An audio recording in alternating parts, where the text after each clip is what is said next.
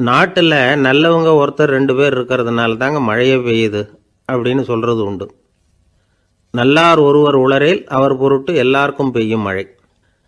சில சமயம் ரொம்ப பேர் திடீர்னு நல்லவங்களாகிடுவாங்க போல இருக்குது. அதனால தான் விடாமல் பேய் மழையாக கொட்டி தீர்த்துடுது. எல்லாரும் நல்லவங்களாகிட்டால் உலகமே தாங்காது போல இருக்க. அப்பப்போ ஒருத்தர் 2 பேர் நல்லவங்களாகணும். அப்போ தான் சீராக மழை பெய்யும். மாதத்துக்கு 3 பேர் நல்லவங்களானால் மாதம் மும்மாரி பொழியும். இதெல்லாம் வேடிக்கை பேச்சு. இப்போ இதெல்லாம் ஒரு பக்கம் இருக்கட்டும். இப்போ விஷயத்துக்கு வருவோம். ஒரு கும்பலில் நல்லவன் யார் அப்படிங்கிறத எப்படி கண்டுபிடிக்கிறது? இதுக்கு ஒரு வேடிக்கை கதை உண்டு. என்னுடைய நண்பர் ஒருத்தருக்கு அவங்க பாட்டியம்மா சொன்ன கதையும் அது. அது என்ன கதைன்னா, ஒரு ஊரில் ஒரு சமயம் பலமான மழை பெய்ய ஆரம்பிச்சுட்டு தான். இடி மின்னல் ரொம்ப கடுமையாக இருந்திருக்குது. ஆரம்பித்த மழை வர வர கடுமையாக ஆகிட்டு இருக்குதே தவிர நிற்கிற பாடாக தெரியல. ஊர் ஜனங்கள்லாம் பார்த்தாங்க. இதுக்கு மேலேயும் வீட்டுக்குள்ளே இருந்தால் ஆபத்துங்கிறத புரிஞ்சுக்கிட்டாங்க. ஏன்னா வீடெல்லாம் இடிஞ்சி விழுந்துருமோங்கிற பயம். உடனே எல்லாரும் புறப்பட்டு ஊருக்கு பொதுவாக இருந்த ஒரு மண்டபத்தில் போய் தங்கிக்கிட்டாங்க. மின்னல் கடுமையாக இருந்தது. இடி எந்த நேரத்துலையும் விழலாம்ங்கிற நிலைமை. எப்போ விழலாம்னு பார்த்துக்கிட்டு இருக்குது. அந்த மண்டபத்தில் இருந்த ஜனங்கள் மனசுக்குள்ளே ஒரு பயம்.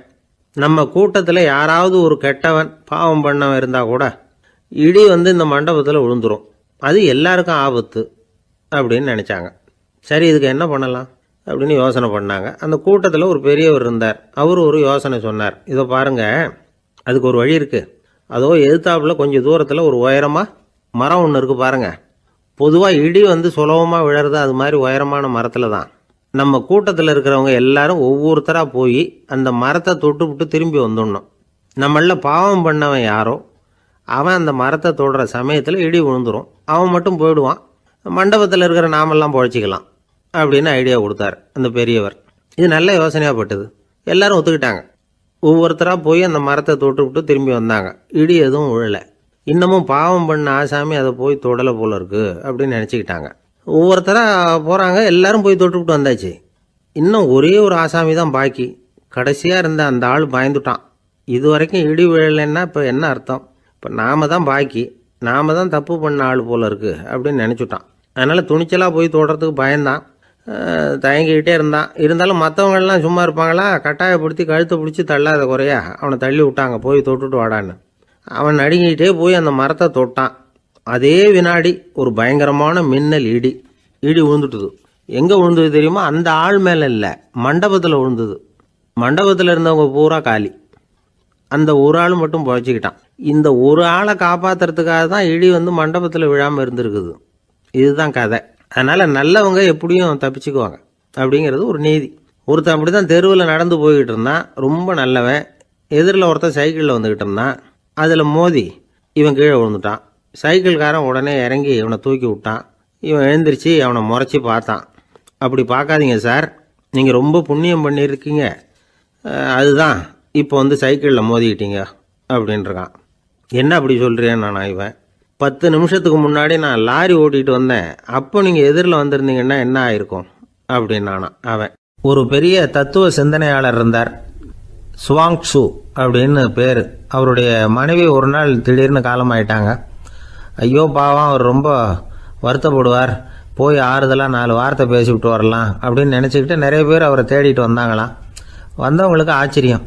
ஏன்னா இவர் வருத்தப்பட்டுக்கிட்டு இருப்பார் அப்படின்னு தானே எதிர்பார்த்தாங்க. அப்படி இல்லை, தாளம் போட்டுக்கிட்டு உட்காந்துருக்கிறார். தாளத்துக்கு தகுந்த மாதிரி பாட்டு வேற பாடிக்கிட்டு இருக்கிறார். என்ன மனுஷன் அவர், கொஞ்சம் கூட கவலை இல்லாமல் இப்படி இருக்கிறாரு அப்படின்னு நினச்சாங்க. ஒருத்தர் துணிஞ்சு அவர்கிட்ட கேட்டுவிட்டார், என்னங்க இது இப்படி அப்படின்னு. அதுக்கு அவர் என்ன சொன்னார் தெரியுமா?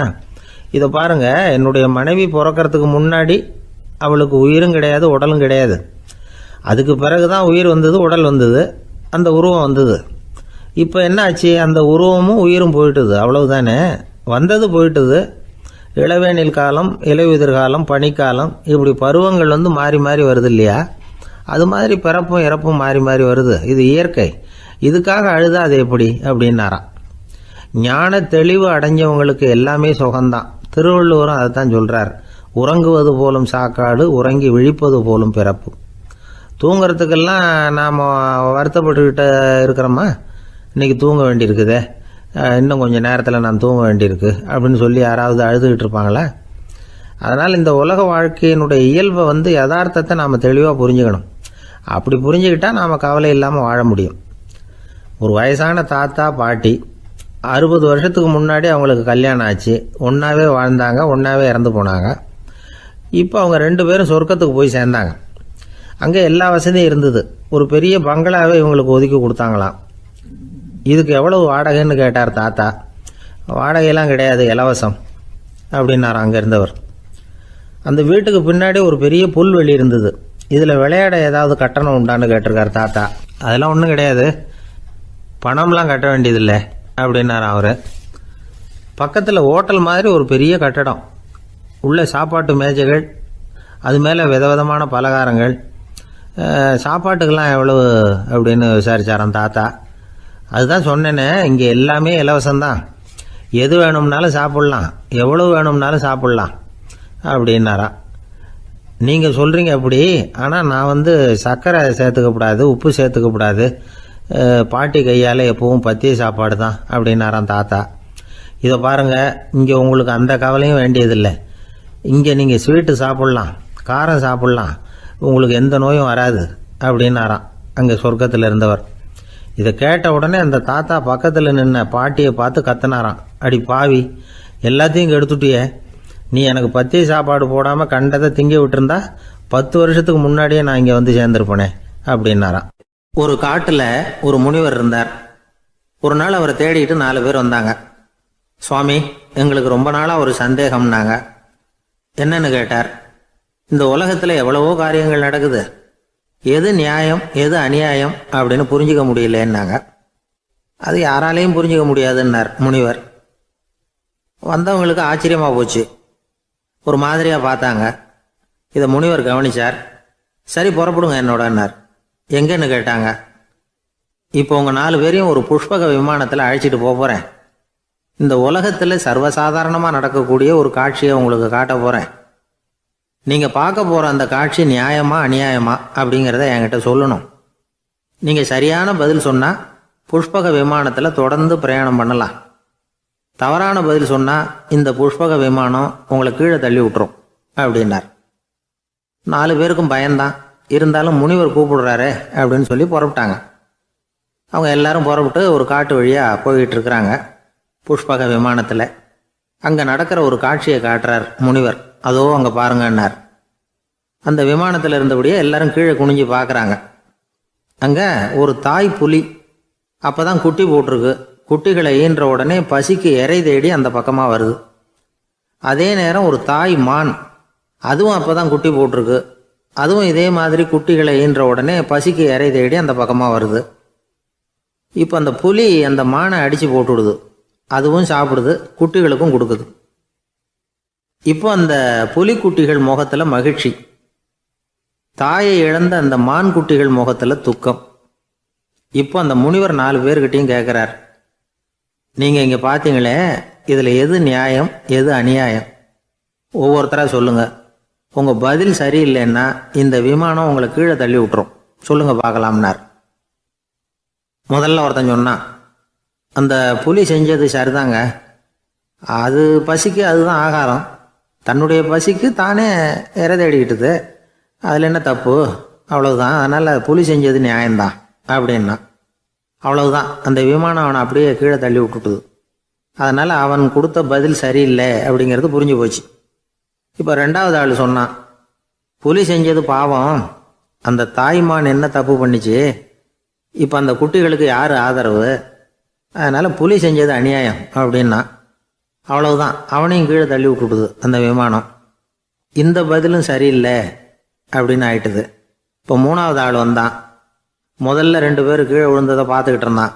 அதனால் அவன் சொன்னான், ரெண்டுமே நியாயம்தாங்க, புலி இறை தேடினதும் இயற்கை, அதுக்கு மான் இறையானதும் இயற்கை, அதனால் இதில் ஒன்றும் தப்பு இல்லைன்னா. அவ்வளவுதான், அவனையும் அந்த விமானம் கீழே பிடிச்சி தள்ளி விட்டுது. இப்போ 4வது ஆள் வந்தான். முனிவர் கேட்டார், நீயாவது சொல்லுப்பா, இந்த செயலில் எது நியாயம்னார். அவன் தெளிவாக பதில் சொன்னான். அதாவது என்ன சொன்னான்னா, எனக்கு தெரியல அப்படின்னா. அவனை விமானம் கீழே தள்ளலை, சௌரியமாக அழைச்சிட்டு போட்டுது.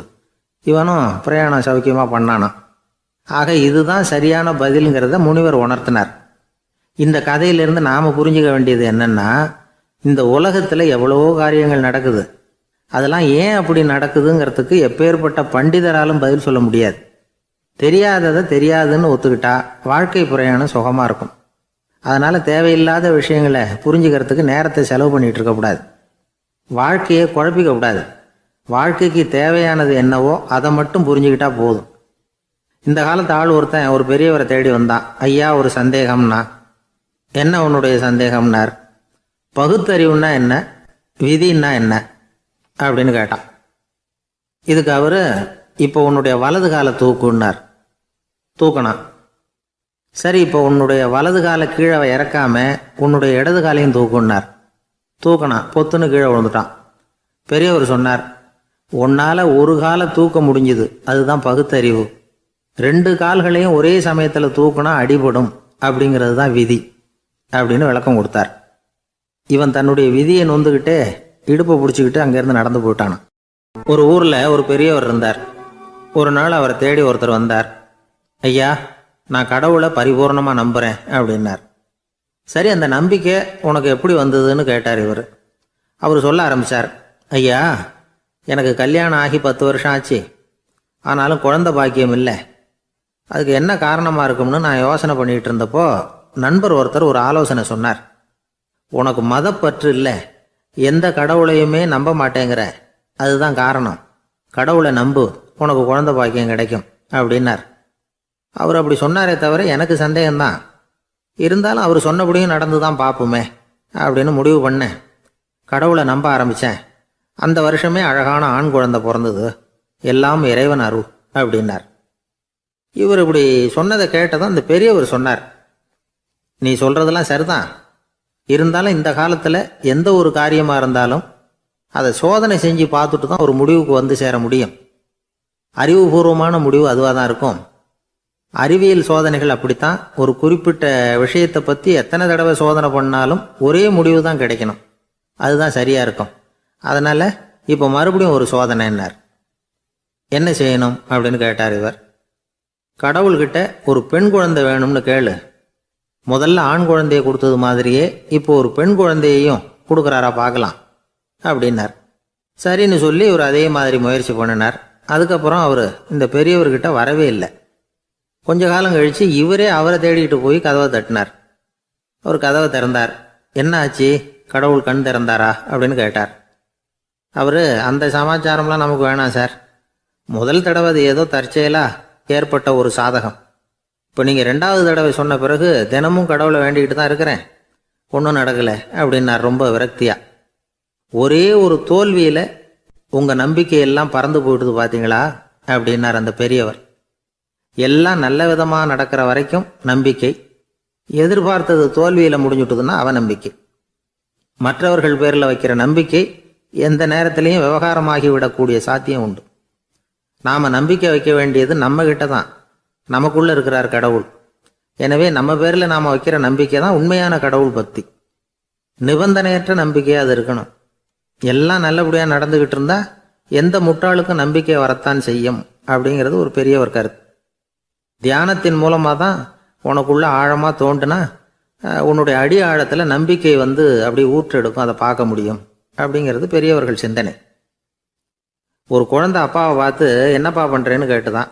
பிரார்த்தனை பண்ணிகிட்டு இருக்கிறேன்னாரான் அப்பா. பிரார்த்தனை பண்ணுனா என்ன கிடைக்கும் அப்படின்னு கேட்டுதான் குழந்தை. எல்லாம் கிடைக்கும் அப்படின்னாரான் அப்பா. நீ வச்சிருக்கிறிய பேனா அது கூட கிடைக்குமான்னு கேட்டுதான் குழந்தை. கிடைக்குமேன்னு இருக்கார். அப்படின்னா அந்த பேனாவை என்கிட்ட கொடுத்துரு, நீ பிரார்த்தனை பண்ணி வேற பேனா வாங்கிக்கோ அப்படின்னு தான் அந்த குழந்தை. ஒரு வயசான பாட்டியும் தாத்தாவும் ஒரு பூங்காவில் உட்காந்து பேசிக்கிட்டு இருக்கிறாங்க. அவங்களுக்கு கல்யாணம் ஆகி 53 வருஷம் ஆச்சு. பிள்ளைங்கள்லாம் படித்து பெரிய பெரிய வேலையில் இருக்கிறாங்க. பேரன் பேத்திகளும் நல்ல நிலைமையில் இருக்கிறாங்க. இந்த தாத்தாவும் பாட்டியும் சிரித்து பேசிக்கிட்டு இருந்ததை ஒரு பெரியவர் பார்த்தார். அவருக்கு ஆச்சரியமாக இருந்தது. இந்த வயசுலேயும் இவ்வளவு அந்யோன்யமாக இவங்க பேசிக்கிட்டு இருக்கிறாங்களே அப்படின்னு நினச்சார். சரி, நேரிலேயே கேட்டுருவோமே அப்படின்னு நினச்சிக்கிட்டு கிட்ட போனார். உங்கள் மன வாழ்க்கையின் வெற்றிக்கான ரகசியம் என்ன அப்படின்னு கேட்டார். இதை கேட்டதும் அந்த தாத்தா சிரிச்சுக்கிட்டே பாட்டியை பார்த்தாராம். அதுக்கப்புறம் சொன்னாராம், நான் இந்த அம்மாவை கல்யாணம் பண்ணிக்கிட்டதுக்கும் எங்களுடைய இல்வாழ்க்கை இவ்வளவு நாளாக பலம் குறையாமல் மகிழ்ச்சியாக இருக்கிறதுக்கும் காரணம் ஒன்று தான். அது என்ன காரணம்னா, எங்களுக்கு இடையில பொதுவாக நிறைய குறைகள் உண்டு, அதுதான் காரணம் அப்படின்னாராம். அவர் சொல்றது சரிதான் அப்படிங்கிறது மாதிரியே அந்த பாட்டியும் அவரை நிமிர்ந்து பார்த்தாங்களாம். இந்த பெரியவர் மறுபடியும் அந்த பாட்டியை பார்த்து அதே கேள்வியை கேட்டிருக்கார். உங்களுடைய நீண்டகால மன வாழ்க்கைக்கு கிடைச்ச வெற்றி எதனாலேன்னு சொல்ல முடியுமா அப்படின்னு கேட்டாராம். அவங்களும் சிரிச்சுக்கிட்டே பதில் சொன்னாங்களாம். என்ன பதில் தெரியுமா? சில பேரை நாம குறிப்பிட்ட பண்புகளுக்காக நேசிக்கிறோம், வேற சிலரை நாம் அந்த பண்புகள் இல்லாத குறைகளுக்காகவே விரும்பி பழகிறோம் இல்லையா அப்படின்னு கேட்டுட்டு தலையை குனிஞ்சுக்கிட்டாங்களாம் அந்த பாட்டியம்மா. அவங்க அப்படி சொன்னதை கேட்டதும் இவருக்கு புதுசா ஞானம் பிறந்தது மாதிரி இருந்துதான். இதுதான் மனம் நிறைந்த மன வாழ்க்கை அப்படிங்கிறார் சுவாமி சின்மயானந்தர். பண்புகளை எப்படி நேசிக்க முடியுதோ அதே மாதிரி பண்புகள் இல்லாத குறைகளையும் நேசிக்க முடியும். மனசுதான் காரணம். ஒரு மேல்நாட்டு தம்பதி, அவங்களும் தாத்தா பாட்டி தான். அவங்க 2 பேரும் ஒரு பூங்காவில் உட்காந்து சிரிச்சு பேசிக்கிட்டு இருக்கிறாங்க. அதை ஒருத்தர் பார்த்தார். அவருக்கு ஆச்சரியம், இவ்வளவு காலம் ஆகி இந்த வயசுலயும் இப்படி அன்பா பேசிக்கிட்டு இருக்கிறாங்களே அப்படிங்கிற ஆச்சரியம். கிட்ட நெருங்கி போனாரு. கேட்டார், ஏன் தாத்தா உங்களுக்கு கல்யாணம் ஆகி எவ்வளவு வருஷம் ஆச்சுன்னார். 55 வருஷம் ஆச்சுன்னாராம் அவரு. இன்னமும் இவ்வளவு சந்தோஷமா இருக்கிறீங்களே, அதுக்கு என்ன காரணம்னு கேட்டிருக்கார். அதுக்கு என்ன காரணம்னா, இதுவரைக்கும் எங்களுக்குள்ள சண்டையே வந்ததில்லை அப்படின்னாராம். அது எப்படி முடியும்னு கேட்டிருக்கார் இவர் ஆச்சரியமா. அந்த தாத்தா சொல்ல ஆரம்பிச்சாராம், பாருப்பா, எங்களுக்கு கல்யாணம் ஆன புதுசுல நானும் என்னுடைய மனைவியும் ஒரு குதிரை மேலே ஏறி ஒரு காட்டு வழியா போய்கிட்டு இருந்தோம். கொஞ்சம் தூரம் போனதும் அந்த குதிரை எடக்கு பண்ணிச்சு. நான் உடனே கீழே இறங்கி அந்த குதிரையை பார்த்து, இது உனக்கு முதல் தடவை அப்படின்னு மிரட்டெல்லாம் சொல்லிவிட்டு ஏறி உக்காந்தேன். மறுபடியும் போனோம். கொஞ்சம் தூரம் குதிரை நல்லபடியாக நடந்து போச்சு. மறுபடியும் எடக்கு பண்ண ஆரம்பிச்சுட்டுது. நான் கீழே இறங்கினேன். கையில் இருந்த சாட்டையால் ஓங்கி ஒரு அடி கொடுத்தேன். இது உனக்கு 2வது தடவை அப்படின்னு சொல்லிவிட்டு ஏறி உக்காந்தேன். மறுபடியும் குதிரை கொஞ்சம் தூரம் நல்ல விதமாக நடந்து போச்சு. அப்புறமும் எடக்கு பண்ண ஆரம்பிச்சுட்டுது. அந்த சமயத்தில் ஒரு ஆற்று பாலத்தை கடந்து போய்கிட்டு இருக்கிறோம். நான் கீழே இறங்கினேன். என்னுடைய மனைவியையும் கீழே இறங்க சொன்னேன். அந்த குதிரையை பிடிச்சி அப்படியே ஆற்றுல தள்ளி விட்டுட்டேன். தள்ளி விட்டுட்டு, இது உனக்கு கடைசி தடவை அப்படின்னு சொன்னேன். அதை பார்த்ததும் என் மனைவி பதறி போயிட்டாங்க. போய், ஐயோ பாவம், என்ன இப்படி பண்ணிவிட்டீங்க, உங்களுக்கு மனசில் கொஞ்சம் கூட இறக்கமே இல்லையா அப்படின்னாங்க. நான் மெதுவா இவங்க பக்கம் திரும்பி, இது உனக்கு முதல் தடவை அப்படின்னேன். அவ்வளவுதான், அன்னையிலேருந்து இன்னைய வரைக்கும் ஒரு நாள் கூட எங்களுக்குள்ள சண்டையே வந்ததில்லை அப்படின்னு விளக்கம் கொடுத்தார் அந்த தாத்தா. கடற்கரை ஓரமா ஒரு பெரியவர் கையால மணலை கீறிக்கிட்டே உட்காந்துருக்கிறார். என்னத்தையும் தேடிட்டு இருக்கிறது மாதிரி தெரிஞ்சுது. மெதுவா கிட்டத்துல போய், என்னத்தை தேடிட்டு இருக்கிறீங்க அப்படின்னு கேட்டோம். அவரு சாவகாசமா நிமிர்ந்து பார்த்து, நிம்மதியை தேடிட்டு இருக்கிறேன்னார். நாங்க ஒரு மாதிரி ஆயிட்டோம். இருந்தாலும் சமாளிச்சுக்கிட்டு, சார், மணல்ல கிழிஞ்சல் தான் கிடைக்கும், நிம்மதி கிடைக்காது அப்படின்னோம். சரி, இன்னைக்கு வசமா நம்ம கிட்ட ஒரு ஆள் மாட்டிக்கிட்டார் அப்படின்னு நினைச்சு அவர் பக்கமா போய் உட்காந்துக்கிட்டு கதை சொல்ல ஆரம்பிச்சிட்டோம். ஒரு பெரிய மன்னர் இருந்தார். அவருக்கு எல்லா வசதியும் இருந்தது. இருந்தாலும் ஒரே ஒரு குறை. அது என்னன்னா, நிம்மதி இல்லைங்கிற குறை.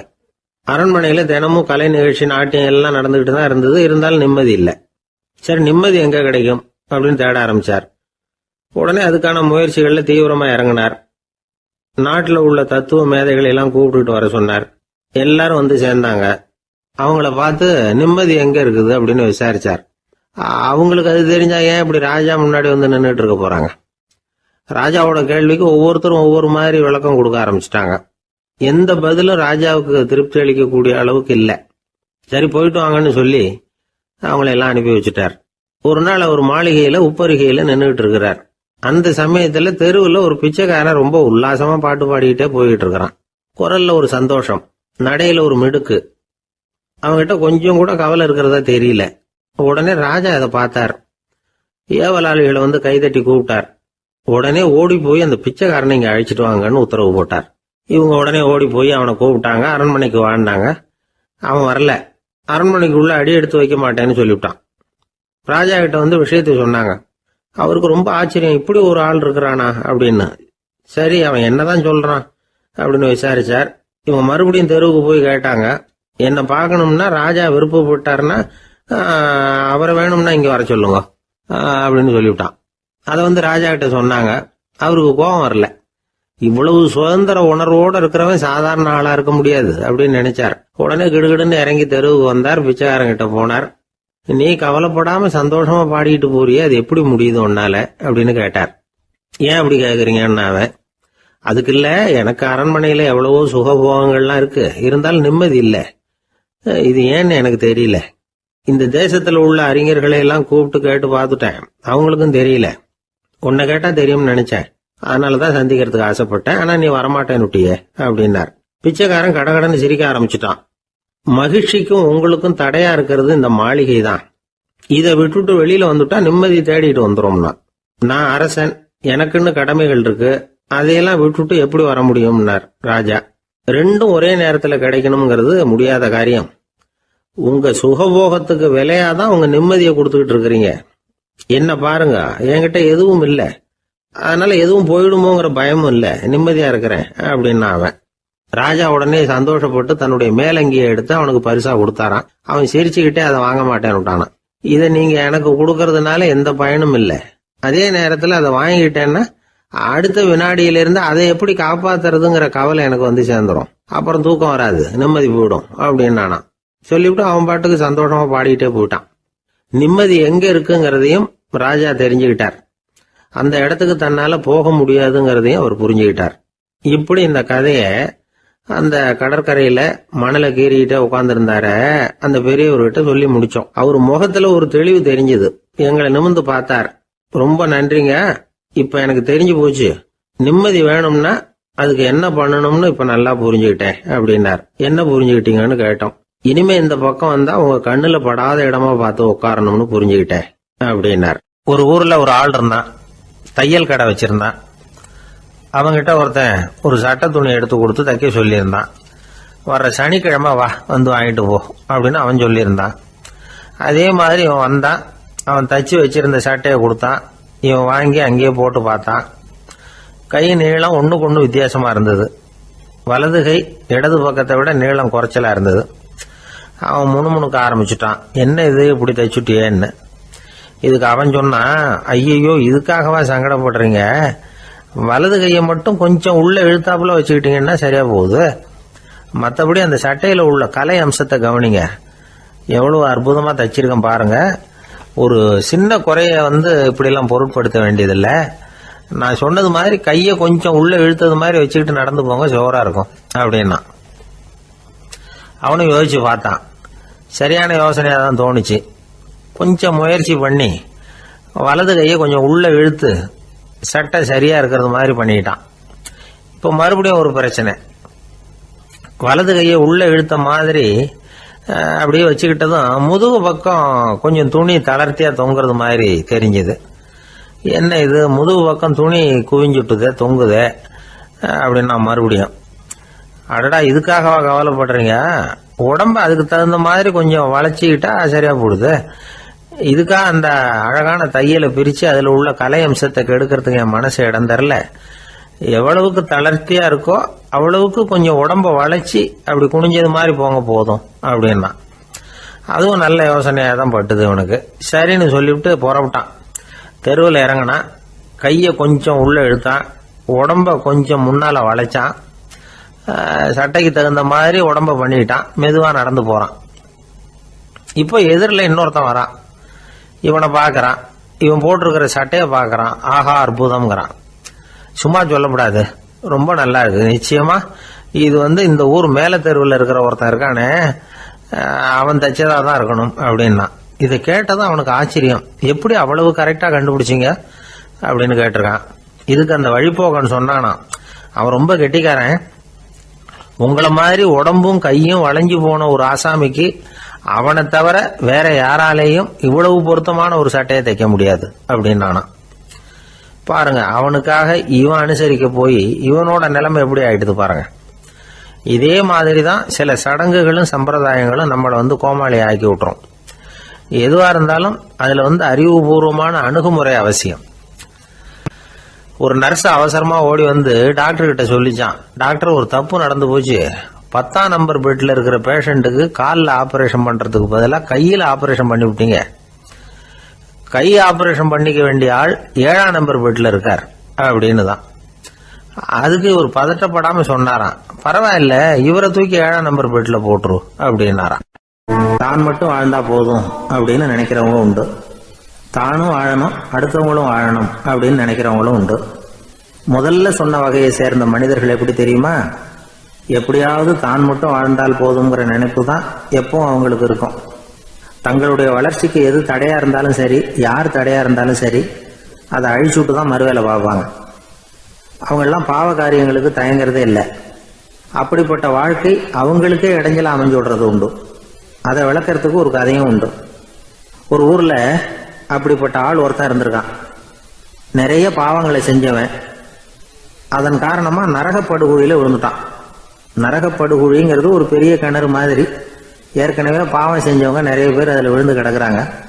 உள்ள ஏகப்பட்ட சத்தம், எல்லாம் அந்த பாவாத்மாக்கள் போடுற சத்தம். இப்போ விழுந்தானே, இவனும் சத்தம் போட்டான். இவன் போடுற சத்தம் கொஞ்சம் அதிகமாக கேட்டுது. இந்த கிணத்துக்கு பக்கத்துல புத்தர் உட்கார்ந்துருக்கிறார். அவர் காதில் இவன் போடுற சத்தம் விழுந்தது. உடனே அந்த கிணத்தடிக்கு போனார். குனிஞ்சு பார்த்தார். சாமி, என்னை காப்பாத்துங்க அப்படின்னு கத்தனா இவன். புத்தர் அவனை கொஞ்சம் கவனிச்சு பார்த்தார். மனித சமுதாயத்துக்கு அவன் என்னென்ன கெடுதல் பண்ணியிருக்கிறாங்கிற விவரம்லாம் அவர் மனக்கண்ணில் தெரிஞ்சது. அவருக்கு எல்லாம் புரிஞ்சு போச்சு. இருந்தாலும் அவனை காப்பாத்துறதுக்கு ஏதாவது வழி உண்டா அப்படின்னு யோசிச்சார். அவன் தன்னுடைய வாழ்நாளில் ஏதாவது நல்லது செஞ்சிருக்கானா அப்படின்னு பார்த்தார். ஒரே ஒரு சமயம் அவன் தன்னுடைய காலடியில மிதிபட இருந்த சிலந்தியை மிதிக்காமல் தாண்டி போயிருக்கிறான். இந்த ஒரு காரியத்துக்காக அவனை கரையேற்ற முடியுமா அப்படின்னு நினைச்சார். அவ்வளவுதான். உடனே அவர் கையில ஒரு சிலந்தி வந்து உட்காந்துதான். அதுகிட்ட இருந்து நூல் இழை வெளிவர ஆரம்பிச்சது. அந்த நூல் இழை கிணற்று ஆழம் வரைக்கும் அப்படியே நீண்டுகிட்டே போச்சான். புத்தர் பார்த்தார். இந்த நூலை பிடிச்சிக்கிட்டு மேலே ஏறி வா அப்படின்னார். என்னங்க சொல்றீங்க, இந்த சிலந்தி நூல் என்ன தாங்குமான்னு கத்தனான். எல்லாம் தாங்கும், அதை பிடிச்சிக்கிட்டு ஏறி வா அப்படின்னார்.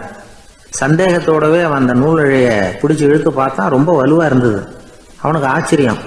அதை பிடிச்சிக்கிட்டே மெதுவா மேலே ஏறி வர ஆரம்பிச்சுட்டான். பாதி தூரம் ஏறி வந்திருப்பான். அப்போ அவன் காலுக்கு கீழே ஏதோ சத்தம். என்னன்னு குனிஞ்சு பார்க்கறான். கீழே கிடந்தவங்க சில பேரும் அந்த நூலை பிடிச்சி மேலே வந்துகிட்டு இருக்கிறாங்க. இவனுக்கு கோபம் வந்துட்டுது. தன்னுடைய இடுப்புல வச்சிருந்த கத்தியை எடுத்து தன்னுடைய காலுக்கு கீழே நூல் இழையை அப்படியே வெட்டி விட்டுட்டான். இனிமே நாம மட்டும்தான் மேலே ஏறி வந்துடணும் அப்படின்னு நினைச்சுக்கிட்டான். ஆனா நடந்தது என்ன தெரியுமா? மொத்த நூல் இழையும் அப்படியே அருந்து கீழே விழுந்துட்டுது. அவனும் பொத்துன்னு கீழே விழுந்துட்டான். மறுபடியும் கத்த ஆரம்பிச்சுட்டான். ஏற்கனவே அவன் செஞ்சிருந்த ஒரு சிறு கருணை அந்த நூல் இழைக்கு உறுதியை கொடுத்தது. இப்போ அவன் செஞ்ச பாவம் அந்த நூல் இழைய வலுவிழக்க செஞ்சுட்டுது. அடுத்தவங்களும் வாழணுங்கிற எண்ணம் அவனுக்கு இருந்திருந்தா இப்போ அவனும் கரையேறி வந்திருப்பான், மற்றவங்களும் சௌக்கியமா வந்து சேர்ந்திருப்பாங்க. அதனால நாமும் வாழணும், அடுத்தவங்களும் வாழணும் அப்படின்னு நினைக்கிறவன் வாழ்க்கையில சீக்கிரம் முன்னுக்கு வந்துடுவான். ஒருத்தன் ஒரு டாக்டர் கிட்ட போனான். மருந்து வாங்கினான். வாங்கி கொண்டாந்து பேசாம வச்சுட்டான், சாப்பிடல. அப்புறம் எதுக்காகப்பா போய் அவர்கிட்ட மருந்து வாங்கினேன் அப்படின்னு கேட்டாங்க. டாக்டர் வாழணும் இல்லையா, அதனாலதான் அப்படின்னா. அவர் கொடுத்த மருந்தை நீ ஏன் சாப்பிடல அப்புறம் அப்படின்னு கேட்டாங்க. நான் வாழணும் இல்லையா, அதுக்காக தான் அப்படின்னா. ஒரு ஊர்ல ஒரு ஆள் இருந்தான். அவன் ஒரு நாள் கோயிலுக்கு போனான். கடவுள்கிட்ட வேண்டிக்கிட்டான், எனக்கு ஒரு 1,00,000 ரூபா நீ கொடுத்தா நான் உன் சன்னதியில் ஒரு தேங்காய் உடைக்கிறேன் அப்படின்னு வேண்டிக்கிட்டான். கடவுள் பார்த்தார். உடனே அவன் கண் முன்னாடி தோன்றினார். இந்தா நீ கேட்ட 1,00,000 ரூபாய் அப்படின்னு சொல்லி அவன் கையில் பணத்தை கொடுத்துட்டு மறைஞ்சிட்டார். இவனால் நம்பவே முடியல. இவ்வளவு சுலபமாக கிடைக்கும்னு தெரிஞ்சிருந்தா அனாவசியமாக ஒரு தேங்காய் உடைக்கிறேன்னு வேண்டியிருக்க வேண்டியது இல்லையே அப்படின்னு நினச்சான். இருந்தாலும் வேண்டுதலை நிறைவேற்ற வேண்டியது கடமை. அதுக்காக என்ன பண்ணால், பக்கத்தில் ஒரு கடைக்கு போனான். ஒரு தேங்காயை கையில் எடுத்தான். இது என்ன விலைன்னு கேட்டான். 5 ரூபான்னார் கடையில் இருந்தவர். அதிகமாக இருக்குதே விலைன்னா. அப்படின்னா ஒன்று செய்யுங்க, அடுத்த ஊருக்கு போங்க, அங்கே தென்னந்தோப்பு அதிகம், அதனால் அங்கே இதை விட குறைஞ்ச விலைக்கு கிடைக்கும் அப்படின்னார். சரின்னு அடுத்த ஊருக்கு கிளம்புனான். அங்கே போய் விசாரித்தான். ஒரு தேங்காய் 3 ரூபாய் விலைன்னாங்க. இதுவும் அதிகமாக தெரியுதேன்னா. அப்படின்னா ஒன்று செய்ய, அதோ அந்த ஆற்று ஓரமாக ஒரு தென்னை மரம் இருக்கு பார், அதில் நீயே ஏறி பறிச்சுக்கோ, ஒரு தேங்காய்க்கு 1 ரூபா கொடுத்தா போதும் அப்படின்னார் அந்த தோப்புக்கு சொந்தக்காரர். இவனுக்கு மரம் ஏற தெரியாது. இருந்தாலும் ஆசை யாரை விட்டுது, விலை சல்லிசாக இருக்குதே. ஆற்று ஓரம் போனால் தட்டு தடுமாறி அந்த மரத்தில் ஏறினா. அந்த தென்னை மரம் வளைஞ்சி ஆற்று பக்கம் போய் அப்புறம் நிமிர்ந்து இருந்தது. அதாவது மரத்தின் உச்சி சரியாக ஆற்றுக்கு நடுவில் இருந்தது. ஆற்றுல வெள்ளம் கரை புரண்டு ஓடிக்கிட்டு இருக்கு. இவன் கடவுள் கொடுத்த 1,00,000 ரூபாயை மடியில் வச்சு இறுக்கி கட்டிக்கிட்டான். உச்சிக்கு போய் காய் பறிக்கிற சமயத்தில் காற்றும் மழையும் பலமாக கலந்து அடிக்க ஆரம்பிச்சுட்டுது. கால் வழுக்கி விட்டுட்டுது. இவன் சடார்னு ஒரு தென்னை மட்டையை பிடிச்சிக்கிட்டு தொங்க ஆரம்பிச்சிட்டான். கீழே பயங்கரமான வெள்ளம், மடியில் 1,00,000 ரூபா பணம், என்ன செய்கிறதுன்னு தவிக்கிறான். இந்த சமயம் கரையில் ஒரு யானை பாகன் யானையை குளிப்பாட்டிக்கிட்டு இருக்கிறான். அது அவன் கண்ணில் பட்டுது. ஐயா ஒரு உதவின்னு கத்துனான். அவன் என்ன செய்யணும்னு கேட்டான். உன் யானையை மெதுவாக இங்கே அழைச்சிட்டு வா, எனக்கு நேராக கீழே நிறுத்து, என் காலை பிடிச்சி மெதுவாக கீழே இறக்கி விட்டுரு, என் மடியில் இருக்கிற பணத்தில் உனக்கு 10,000 ரூபா தரேன் அப்படின்னா. அவன் பார்த்தான். காலை கையை பிடிச்சா கூட எவனும் இந்த காலத்தில் 10 ரூபாய்க்கு மேலே தரமாட்டேங்கிறான், இவன் காலை பிடிச்சா 10,000 தர்றேங்கிறான் அப்படின்னு யோசனை பண்ணான். உடனே யானையை கொண்டுட்டு போனான். அவனுக்கு நேராக கீழே நிறுத்தினான். அவன் காலை பிடிச்சான். அவ்வளவுதான். அந்த நேரம் பார்த்து யானை மெதுவாக நடந்து அப்பால் போட்டுது. இப்போ யானை பாகன் அவன் காலை கெட்டியாக பிடிச்சிக்கிட்டு தொங்குறான். பரிதாபமாக மேலே பார்க்குறான். அவன் மட்டையை பிடிச்சிக்கிட்டு தொங்குறான். இப்போ யானை பாகன் சொல்கிறான், தம்பி மட்டையை விட்டுறாத, கெட்டியாக பிடிச்சிக்கோ, நான் உனக்கு 10,000 ரூபா தரேன், இதோ மடியில் தான் வச்சுருக்கேன்னா. மேலே தொங்குறவனுக்கு இந்த நிலைமையிலேயும் ஒரு சந்தோஷம், மேற்கொண்டு ஒரு 10,000 ரூபா நமக்கு கிடைக்கும் போல இருக்கே அப்படின்னு. இந்த சமயத்தில் ஒருத்தன் ஒட்டகத்தை ஓட்டிகிட்டு வந்தான் அந்த பக்கமாக குளிப்பாட்டுறதுக்கு. யானை பாகம் பார்த்துட்டான். ஐயா ஒட்டகக்காரரே, அதை இங்கே கொண்டுட்டு வா, எங்கள் காலை பிடிச்சி பத்திரமா இறக்கி விடு, நாங்கள் பணம் கொடுக்குறோம்னா.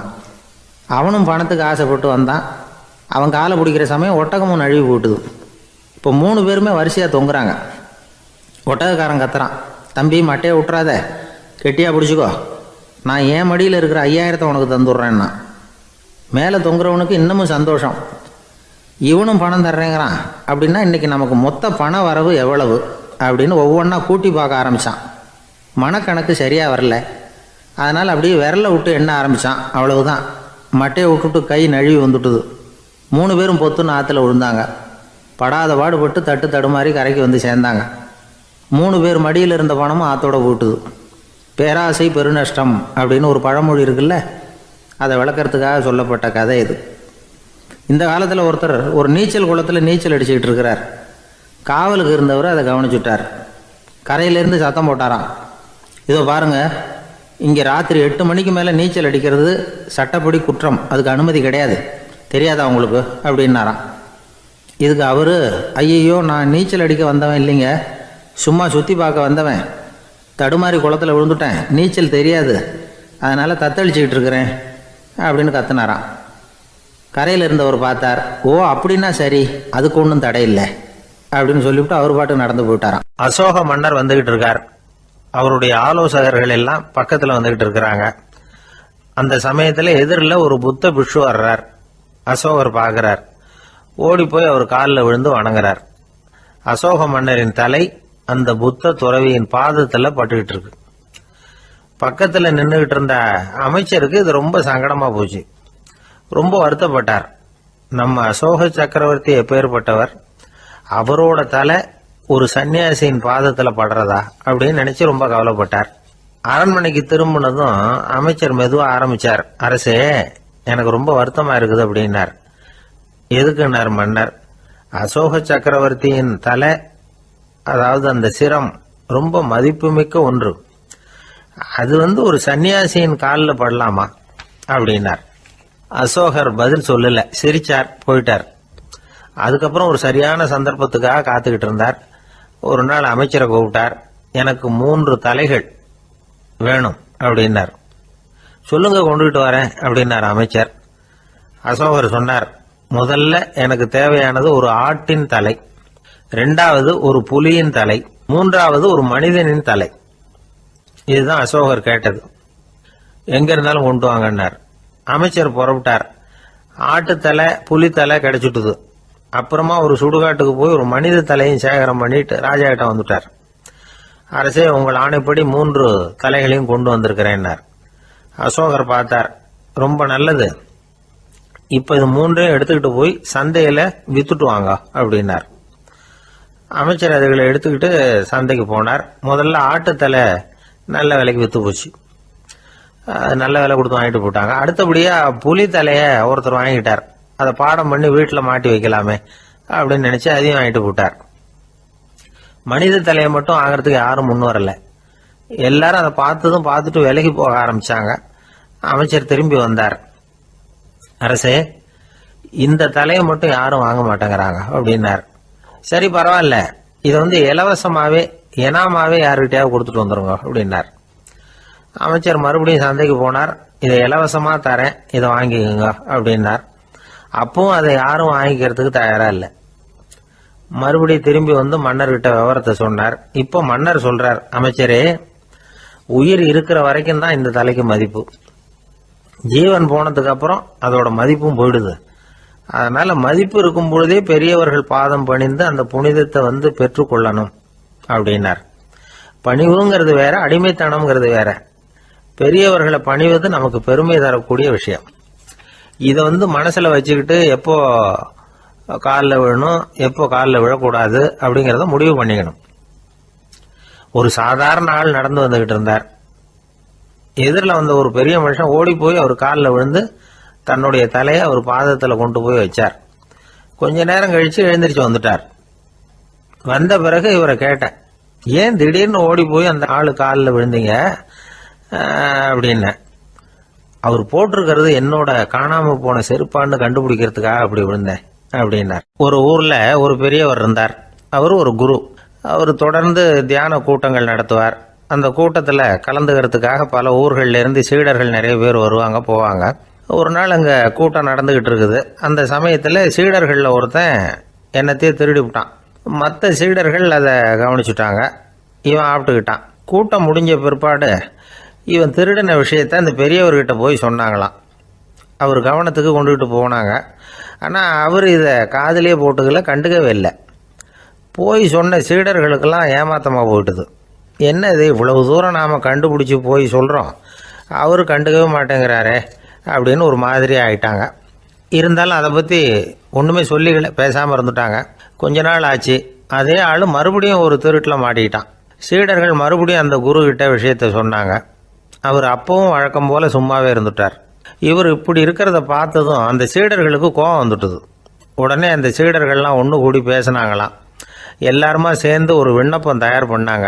அதை குருநாதர்கிட்ட கொண்டுட்டு போய் கொடுத்தாங்க. அந்த விண்ணப்பத்தில் இவங்க என்ன எழுதியிருக்கிறாங்க தெரியுமா? குருநாதர் அவர்களே, உடனே திருடனவன் மீது சட்ட நடவடிக்கை எடுக்கணும். நீங்கள் அப்படி அவனை இங்கே சேர்க்கக்கூடாது. நீங்கள் சேர்த்தீங்கன்னா நாங்கள் இங்கே இருக்கிறத பற்றி யோசிக்க ஆரம்பிச்சிருவோம். அவனை இந்த மடத்தை விட்டே துரத்தி பண்ணணும். நீங்கள் அவனை வெளியில் அனுப்புங்க, இல்லைன்னா நாங்கள் அத்தனை பேரும் வெளியில் போயிடுறோம். இப்படி தான் அந்த விண்ணப்பத்தில் எழுதியிருக்கிறாங்க. குரு அந்த விண்ணப்பத்தை வாங்கி படித்து பார்த்தார். அதுக்கப்புறம் அதை எழுதின அத்தனை பேரையும் கூப்பிட்டாரு. எல்லாரும் இப்படி வாங்கன்னாரு. வந்தாங்க. இப்படி என் எதிரில் உட்காருங்கன்னார். உட்காந்தாங்க. அப்புறம் சொன்னார், இதை பாருப்பா, நீங்கள் எல்லாரும் புத்திசாலிகள். உங்களுக்கு எது நல்லது எது கெட்டதுங்கிறது நல்லா தெரியும். நீங்கள் மேற்கொண்டு ஏதாவது படிக்கணும்னு நினச்சா வேறு எங்கே வேணும்னாலும் போகலாம். அதுக்கு நான் தடை சொல்ல மாட்டேன். ஆனால் உங்களால் குற்றம் சாட்டப்பட்ட அவன் இருக்கானே, அவன் எப்படின்னா அவனுக்கு எது நல்லது எது கெட்டதுங்கிறதெல்லாம் தெரியாது. அதனால தான் திருடுறான். நீங்கள் சொல்கிறது மாதிரி அவனை அடித்து துரத்தி விடுறோம்னு வச்சுக்கோங்க, அவனுக்கு எப்படி நல்லது கெட்டது தெரியும்? அவனுக்கு அதை யார் சொல்லி கொடுக்கறது? அதனால் இங்கேயே இருக்கட்டும், அதுதான் சரி. இதுக்காக நீங்கள் எல்லாரும் என்னை விட்டுட்டு போனாலும் சரி, அவனை நான் விரட்ட மாட்டேன் அப்படின்னு விட்டாரான். இவ்வளவையும் திருடனை அந்த சீடன் கேட்டுக்கிட்டே இருந்திருக்கான். அவன் கண்களில் கண்ணீர். அப்படியே எழுந்திரிச்சு வந்தான். குரு காலில் விழுந்தான். அவன் கண்ணீரில் அவனது தீமை கழுவப்பட்டது அப்படிம்பாங்க. அதாவது சீடர்களுக்கு அந்த குருவோட பெருமை அப்போ தான் புரிஞ்சுதான். ஒரு நல்ல ஆசிரியர் இருக்காருன்னு வச்சுங்க, நல்லா படிக்கிற பையனுக்கு தான் பாடம் சொல்லி கொடுப்பேன்னா அது என்ன பெரிய விஷயமா? மோசமாக படிக்கிறவனையும் மாற்றி காட்டுறேங்கிறது தான் பெருமை. இந்த காலத்து குரு ஒருத்தர் ஒரு ஆசிரமம் வச்சு நடத்திட்டு வந்தார். நிறைய பேர் தினம் வருவாங்க போவாங்க. ஒரு நாள் ஒருத்தன் வந்தான். அந்த குரு முன்னாடி போய் நின்னான். ஐயா, என்ன உங்கள் சீடனை ஏற்றுக்கணும்னா. அந்த குரு நிமிர்ந்து பார்த்தார். உன்னுடைய நோக்கம் என்னன்னு கேட்டார். ஐயா, உங்ககிட்ட கொஞ்ச நாள் இருந்தேன்னா நல்ல பழக்க வழக்கங்களை கற்றுக்கலாம். அதுக்கப்புறம் வெளியில் போய் ஒரு நல்ல தொழில் தொடங்கி வாழ்க்கையில் முன்னுக்கு வரணுங்கிறது தான் என்னோட நோக்கம் அப்படின்னா. நீ சொல்கிறது சரி, ஆனால் உன்னால் இங்கே நல்ல பழக்க வழக்கங்களை கற்றுக்க முடியலேன்னு வச்சுக்கோ. அப்போ என்ன பண்ணுவேன் அப்படின்னு கேட்டார் அவர். அப்படி ஆச்சுன்னா என்ன, உங்களை மாதிரியே ஒரு ஆசிரமம் ஆரம்பித்து அதுக்கு குருவாக இருந்துட்டு போகிறேன் அப்படின்னு நானும். ஒருத்தன் வேகமாக ஓடி வந்தான். ஏன்ப்பா அப்படி தலை தெறிக்க ஓடி வர்றேன்னு கேட்டேன். பின்னாடி துரத்திக்கிட்டு வருது சார் அப்படின்னா. ஏதாவது நாய் துரத்திக்கிட்டு வருது போல இருக்கு அப்படின்னு நினச்சி அவனுக்கு பின்னாடி பார்க்குறேன். கண்ணுக்கு எட்டின தூரம் வரைக்கும் எதுவுமே தெரியல. ஏன்பா எதுவும் ஒன்றை துரத்துறது மாதிரி தெரியலையே என்ன, நல்லா பாருங்கள் சார் அப்படின்னா. பார்த்துட்டு தான் சொல்கிறேன் என்ன. இதோ பாருங்கள் சார், இதுதான் என்னை துரத்துது அப்படின்னு அவன் காட்டுறான். அவன் சுட்டி காட்டின இடத்துல பார்த்தா அங்கே அவனுடைய நிழல் தான் தெரியுது. என்னப்பா சொல்கிற அப்படின்னு சொல்லி அவனை சந்தேகமாக பார்த்தேன். அதுக்கப்புறம் தான் அவன் விவரமாக பேசினான். சார், எனக்கு என் நிழலை கண்டா பிடிக்கிறதில்ல. எப்போ பார்த்தாலும் இது என்னையே பின்தொடர்ந்து வந்துக்கிட்டு இருக்குது. இதை என்னால் சகிக்கவே முடியல. இதை என்கிட்டேருந்து பிரிக்கிறதுக்கு எவ்வளவோ முயற்சிகள்லாம் பண்ணி பார்த்துட்டேன், முடியலன்னா.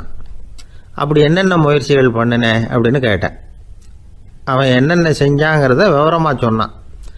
அவன் என்ன பண்ணியிருக்கிறான், ஒரு பெரிய குழியை தோண்டி அதில் தன்னுடைய நிழலை புதைச்சிருவோம் அப்படின்னு முடிவு பண்ணிட்டு மண்வெட்டி எடுத்துக்கிட்டு தோட்டத்து பக்கம் போயிருக்கான். ஆழமாக ஒரு குழியை தோண்டியிருக்கான். குனிஞ்சு பார்க்குறான். அந்த குழிக்குள்ளே தன்னுடைய நிழல் தெரியுது. ஆஹா, இதுதான் சமயம், நிழல் இப்போ குழிக்குள்ளே இருக்குது, மண்ணை போட்டு மூடி விடலாம் அப்படின்னு நினச்சிக்கிட்டு கொஞ்சம் மண்ணை அள்ளி போட்டான். பார்த்தா இப்போ அந்த நிழல் அந்த மண்ணுக்கு மேலே வந்து நிற்கிது.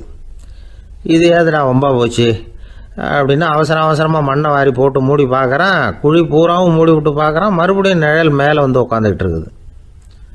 சரி, இதை குழியில் புதைக்க முடியாது அப்படின்னு முடிவு பண்ணிட்டு இதை இங்கேயே இப்படியே விட்டுட்டு ஒரே ஓட்டமாக ஓடி போடுவோம் அப்படின்னு நினச்சி எடுத்தான் ஓட்டம்.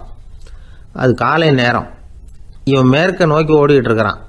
ஓடி ஓடி பார்க்குறான், நிழல் இவனை விட வேகமாக இவனுக்கு முன்னாடி ஓடிக்கிட்டு இருக்கு. சரி, திரும்பி ஓடி பார்ப்போம் அப்படின்னு நினச்சிக்கிட்டு அப்படியே சடார்னு திரும்பி ஓட ஆரம்பித்தான். பார்த்தான், அப்பாடா நிழலை காணலை. கொஞ்சம் தூரம் ஓடி ஒரு இடத்துல நின்று அப்படியே சாவகாசமாக திரும்பி பார்க்குறான். பின்னாடி நின்றுக்கிட்டு இருக்குது நிழல். இப்படி ஓடி வந்து தான் இங்கே நம்ம முன்னாடி நின்று தன்னுடைய அவஸ்தையை சொல்லிகிட்டு இருக்கிறான். இந்த நிழலை துரத்துறது அல்லது வெட்டி விடுறது, இதுக்கு ஏதாவது வழி இருக்கா சொல்லுங்கள் சார் அப்படிங்கிறான். நமக்கு ஒன்றும் புரியல. அந்த நேரம் பார்த்து ஒரு பெரியவர் வந்தார். அவர்கிட்ட யோசனை கேட்டோம், என்ன செய்யலாம்னு. அவர் சொன்னார், இந்த பாருப்பா, நீ அங்கேயும் எங்கேயும் ஓடாத, அப்படியே கீழே படுத்துக்கொண்டார். அது நல்ல உச்சி வேலை. அவன் அப்படியே கீழே படுத்துக்கிட்டான். இப்போ அப்படி இப்படின்னு திரும்பி பார்க்குறான், நிழலை காணலை. அவன் இப்போ தான் நிம்மதியாக இருந்தான். இப்போ அந்த பெரியவர் சொன்னார், எல்லா மனிதர்களுமே இப்படி தான் ஓடிட்டு இருக்கிறாங்க. நான் எனது அப்படிங்கிற ஆணவம் தான் அவங்கள துரத்திக்கிட்டு இருக்கு. அதை விட்டுட்டு ஓடணும்னு நினச்சாலும் அது முன்னாடி வந்து நிற்கிது. பரம்பொருளை நோக்கி ஓடுறப்போ இந்த ஆணவம் பின்னாடி வந்து விடுது. பரிபூர்ண சரணாகதிங்கிற நிலையில் அது முழுசுமாக மறைஞ்சு விடுது. தன்னை உணர்கிற வேலை அது. அந்த நேரம் மனிதனுக்கு விடுதலை உணர்வு ஏற்படுகிற நேரம் அது. அப்படிப்பட்ட சுதந்திர மனிதர்களாக எல்லாரும் மாறி போயிட்டாங்கன்னா இந்த உலகமே இன்பமயம் அப்படின்னு ஒரு விளக்கம் கொடுத்தார் பெரியவர். நம்மால் ஒருத்தர் வேகமாக ஓடி வந்துக்கிட்டு இருந்தான். ஏன்டா அப்படி ஓடி வர்ற அப்படின்னு கேட்டார் எதிரில் வந்தவர். ஆசை துரத்துது, அதுதான் ஓடி வர்றேன்னா. உனக்கு என்ன ஆசைன்னு கேட்டார். எனக்கு ஒன்றும் ஆசை இல்லைங்க, என்னை எப்படியாவது பிடிச்சுடணும்னு போலீஸ்காரங்களுக்கு ஆசை. அந்த ஆசை இப்போ என்னை துரத்தி பின்னாடி வந்துக்கிட்டு இருக்குது. அதுதான் தப்பிச்சு வந்துக்கிட்டு இருக்கிறேன்.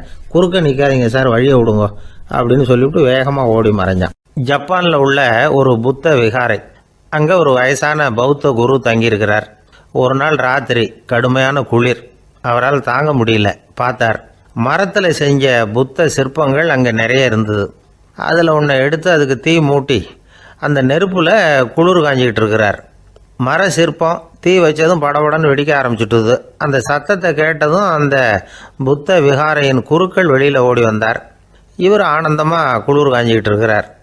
அவரால் பொறுத்துக்க முடியல. தெருவில் தெரிஞ்சுக்கிட்டு இருந்த அந்த பெரியவரை இங்கே தங்க அனுமதித்ததே அவர் தான். இவர் இப்படி பண்ணுறாருன்னு நினச்சிக்கிட்டே அவரை கோபமாக பார்த்தார்.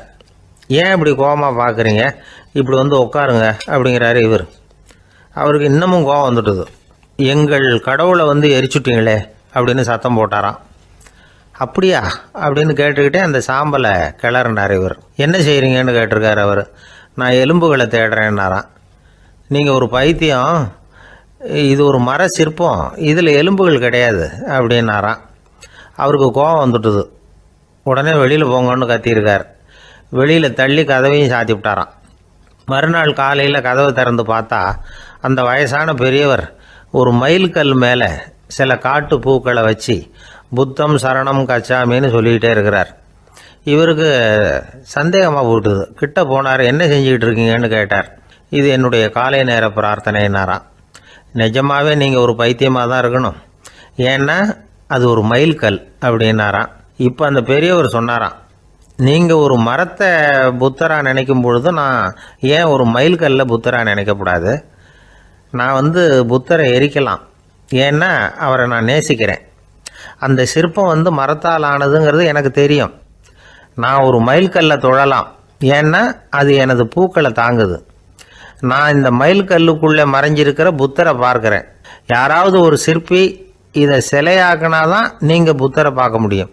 அன்னைக்கு ரொம்ப குளிராக இருந்தது. நான் எனக்குள்ளே இருக்கிற புத்தரையும் பாதுகாக்கணும். உள்ளே இருக்கிற புத்தரை காப்பாற்றுறதுக்காக வெளியில் உள்ள புத்தரை எரிக்கலாம், அதில் ஒன்றும் தப்பு இல்லை. அது அவருடைய போதனையிலேயே இருக்குது. உனக்குள் ஜோதியாக இரு அப்படிங்கிறது அவருடைய போதனை. என்னுடைய புத்தர் குளிரில் நடுங்கிட்டு இருந்தார். அந்த மர சிற்பங்கள் வெயில் மழையில் உணர்ச்சி இல்லாமல் இருந்தது, அதனால் அப்படி பண்ணினேன். ஆனால் நீங்கள் என்ன பண்ணீங்க? நான் ஒரு மர புத்தரை எரிச்சதுக்காக உயிருள்ள புத்தரை வெளியில் தள்ளி கதவை சாத்தினீங்க அப்படின்னாராம் அந்த பெரியவர். உண்மையான பக்திங்கிறது இதுதான். அதாவது உனக்குள் ஜோதியாக இரு அப்படின்னு புத்தர் சொன்னார் இல்லையா, அது மாதிரி தனக்குள் ஜோதியாக இருக்கிற இந்த காலத்து ஆசாமிகள் நிறைய பேர் உண்டு. எப்பவும் போதையிலேயே இருக்கிறவங்க. ஒரு நாள் நடு ராத்திரி ஒரு மது கடையில் ஒரு ஆள் அங்குள்ள சிப்பந்திகள் கிட்ட கேட்டுக்கிட்டு இருக்கிறான். மறுபடியும் இந்த கடை எப்போ திறப்பாங்கன்னு கேட்டானா. நாளைக்கு காலையில் 8 மணிக்கு திறப்பாங்க அப்படின்னு நானா அங்கே இருந்த ஆள். அவன் திருப்பி திருப்பி அதையே கேட்டுக்கிட்டு இருக்கான். இவனுக்கு பதில் சொல்லி சொல்லி அழுத்து போச்சு. அதான் சொல்கிறேன் ஐயா, நாளைக்கு காலையில் வா அப்படின்னாங்களாம். அதுக்கு இவன், நான் வர்றதுக்காக கேட்கலையா, நேத்திக்கு வந்தவன் உள்ளேயே மாட்டிக்கிட்டேன், வெளியில் போகிறதுக்காக கேட்டேன் அப்படின்னு நானும். ஒரு ஏரி ஓரமாக 2 பசங்க நடந்து போய்கிட்டு இருக்கிறாங்க. அதில் ஒருத்தன் பணக்கார வீட்டு பையன், இன்னொருத்தன் ஏழை. இவங்க 2 பேரும் போய்கிட்டு இருக்கிறாங்க. வழியில் ஒரு இடத்துல ஒரு ஜோடி செருப்பு இவங்க கண்ணில் படுது. ஒரு விவசாயி அந்த செருப்பை அங்கே விட்டுட்டு பக்கத்தில் இருந்த ஏரியில் கை காலை கழுவிட்டு இருக்கிறார். உடனே அந்த பணக்கார பையனுக்கு ஒரு ஐடியா. அவன் சொன்னானா, டேய், இப்போ ஒரு வேடிக்கை செய்யலாம். அந்த செருப்பு 2ஐயும் தூக்கி எட்டத்தில் வீசி எரிஞ்சிருவோம். அந்த ஆள் பார்த்துட்டு செருப்பை தேடி அல்லாடுவான், அங்கேயும் இங்கேயும் ஓடுவான், திரு திருன்னு முழிப்பான். அதை பார்த்து நாம் ரசிக்கலாம், நல்ல தமாஷா இருக்கும் அப்படின்ட்டுருக்கான்.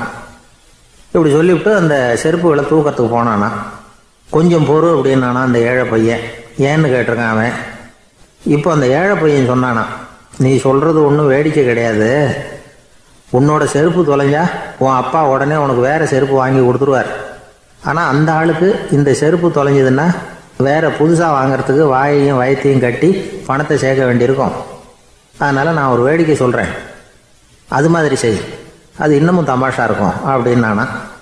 எப்படி அது சொல்லுன்றிருக்கான் அவன். செருப்பு 2ம் அது இருக்கிற இடத்துலையே இருக்கட்டும். உன் சட்டை பையிலிருந்து ஒரே ஒரு ரூபா நாணயத்தை எடு. அதை அந்த செருப்பு மேலே அதோட குதிகால் பகுதியில் வச்சுட்டு நாம் 2 பேரும் அந்த மரத்துக்கு பின்னாடி ஓடி போய் மறைஞ்சு நின்றுக்குவோம். அப்புறம் பாரு வேடிக்கை அப்படின்னா. அதே மாதிரி ரூபா காசு செருப்பு மேலே வச்சுட்டு இவங்க 2 பேரும் மறைஞ்சு நின்றுக்கிட்டாங்க. கொஞ்ச நேரத்தில் அந்த விவசாயி வந்தார். காலில் உள்ள மண்ணை தட்டிவிட்டு செருப்பை மாட்டுறதுக்காக போனார். அங்கேருந்து காசு கண்ணில் போட்டுவிட்டுது. அவருக்கு ஆச்சரியமாக போச்சு. அதை கையில் எடுத்து பார்க்குறார். 4 பக்கமும் திரும்பி திரும்பி பார்க்குறார், யார் இதை வச்சுருப்பான்னு. கடைசியில் ஆகாயத்தை பார்க்குறார். ஆண்டவா, இது உன்னோட கருணை தான். நீ தான் யாரோ புண்ணியவான் மனசில் தர்மம் பண்ணுற எண்ணத்தை உண்டாக்கி இருக்கிற. அந்த புண்ணியவான் நல்லா இருக்கணும் அப்படின்னு வாழ்த்தி அந்த காசை கண்ணில் ஒத்திக்கிட்டாரான். மறைஞ்சிருந்து பார்த்துக்கிட்டு இருந்த ஏழை பையன் இப்படி சொன்னான், பாத்தியா, உன்னை புண்ணியவான்னு வாழ்த்தி விட்டு போகிறார் அந்த ஆள். அவருக்கும் சந்தோஷம், அதை பார்த்து நமக்கும் சந்தோஷம். உனக்கு ரூபாங்கிறது ஒரு பெரிய விஷயம் இல்லை, ஆனால் அதனால் நமக்கு கிடைச்சிருக்கிற மகிழ்ச்சி ரொம்ப உயர்வானது அப்படின்னு நானும்.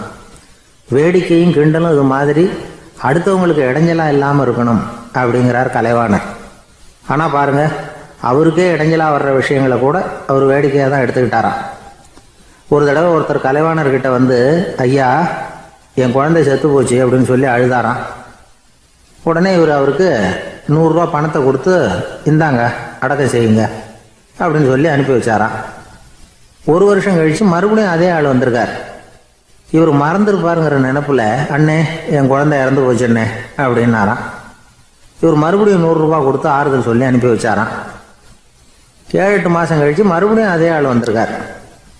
அவர் வாயை திறக்கிறதுக்கு முன்னாடியே இவர் 100 ரூபாய் அவர் கையில வச்சு, போன 2 தடவை தான் குழந்தை செத்து போச்சு, இந்த தடவையாவது அதை சாகாம காப்பாத்தி விடு அப்படின்னு சொல்லி அனுப்பி வச்சாராம்.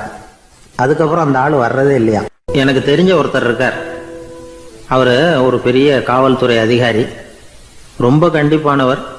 அவரை கண்டாவே எல்லாரும் பயப்படுவாங்க. அப்படிப்பட்டவர் வீட்டுக்கு போனால் அப்படியே அடியோட மாறிடுவார். அங்கே போய் பார்த்தீங்கன்னா குழந்தைகளோட குழந்தையா அவர் விளையாடிக்கிட்டு இருப்பார். அலுவலக சமயத்தில் பார்த்தீங்கன்னா குதிரை முதுகில் அவர் உட்காந்துருப்பார். வீட்டில் பார்த்தீங்கன்னா அவர் முதுகில் குழந்தை உட்காந்துருக்கும். அவர் குதிரை மாதிரி போயிட்டு இருப்பார். இது எப்படிங்க முடியுது உங்களால் அப்படின்னு கேட்டாங்க. அது ஒன்றும் இல்லை, இங்கே வீட்டுக்கு வந்த உடனே என்னோட மனசை தனியாக எடுத்து வச்சிருவேன் அப்படின்னார். அது என்னங்க உங்கள் சட்டப்பையிலையா இருக்குது மனசு, அது தனியாக எடுத்து வைக்கிறதுக்கு அப்படின்னு கேட்டாங்க. அப்படி இல்லைங்க, இது ஒரு பயிற்சி, மனப்பயிற்சி, அவ்வளவுதான் அப்படின்னார். இப்படி சமயம் பார்த்து மனசை தனியாக வச்சுவிட தெரிஞ்சவங்க வாழ்க்கையில் எப்பவும் உற்சாகமாக இருப்பாங்க அப்படிங்கிறது பெரியவங்க கருத்து. ஒரு டாக்டர் ஆஸ்பத்திரியில் இருக்கிற வரைக்கும் டாக்டராக இருக்கலாம். அவர் மனைவிகிட்டையும் அவர் டாக்டராக இருக்க வேண்டிய அவசியம் இல்லை. ஒரு வக்கீல் வந்து கோர்ட்டில் இருக்கிற வரைக்கும் வக்கீலாக இருக்கலாம். வீட்டுக்கு வந்ததுக்கு அப்புறமும் வக்கீலாக இருக்க வேண்டிய அவசியம் கிடையாது. வீட்டில் வந்து குழந்தைகள்கிட்ட விளையாடும் பொழுதும் அதுகள்கிட்ட ஃபீஸு கேட்டுக்கிட்டு இருக்கக்கூடாது. நாம் எப்படி இருக்கணும்னு பெரியவங்க சொல்கிறாங்கன்னா, மனசோட சேரக்கூடாதான். அப்படி சேராமல் வாழ்க்கையை கவனிக்கணுமா. மனசை அப்படியே தனியாக எடுத்து பக்கத்தில் வச்சுடணும். அப்படின்னா அதை அப்படியே தூக்கி எறிஞ்சுடு அப்படின்னு அர்த்தம் இல்லை. ஏன்னா மனசுங்கிறது நமக்கு உபயோகப்படக்கூடிய ஒன்று தான். எப்போ அது தேவையோ அப்பப்போ எடுத்து உபயோகப்படுத்திக்கணும். தேவைப்படுறப்போ எடுத்து கண்ணாடியை மாட்டிக்கிறோம்ல, படிக்கும் பொழுது கண்ணாடி தேவைப்படுது, எடுத்து மாட்டிக்கிறோம் இல்லையா. அது மாதிரி கணக்கு போடுறதுக்கு மனசு தேவை. கடைக்கு போய் ஒரு பொருள் வாங்குகிறோம், காசு கொடுக்குறோம், மீதி சில்லறை சரியாக இருக்கா அப்படின்னு எண்ணி பார்த்து வாங்க வேண்டியிருக்கு. அந்த சமயத்தில் மனசை எடுத்து தனியாக வச்சுட்டேன் அப்படின்னு சொல்லிட்டு இருக்கக்கூடாது. பரீட்சைக்கு படிக்க வேண்டியிருக்குது, படித்ததையெல்லாம் அப்படியே நினைவில் வச்சுக்க வேண்டியிருக்கு. அந்த சமயத்தில் மனசை தூக்கி எறிஞ்சுட்டேன் சார் அப்படின்னு சொல்லிட்டு இருக்கக்கூடாது. அப்படி சொன்னால் பரீட்சை நம்மளை தூக்கி எறிஞ்சிடும். அதனால் தேவைப்படுறப்போ மனசை உபயோகப்படுத்தணும், தேவையில்லாதப்போ அது தனியாக ஓய்வு எடுத்துக்க விட்டுடணும். இப்படி நாம் பழக்கப்படுத்திக்கிட்டா வாழ்க்கைங்கிறது நமக்கு புதுசாக தெரியுமா. மனசுக்கும் ஒரு சக்தி கிடைக்கும். எந்திரங்களுக்கு ஓய்வு கொடுக்குற மாதிரி மனசுக்கும் ஓய்வு கொடுக்கணும், இல்லைன்னா அது களைச்சு போயிடும்.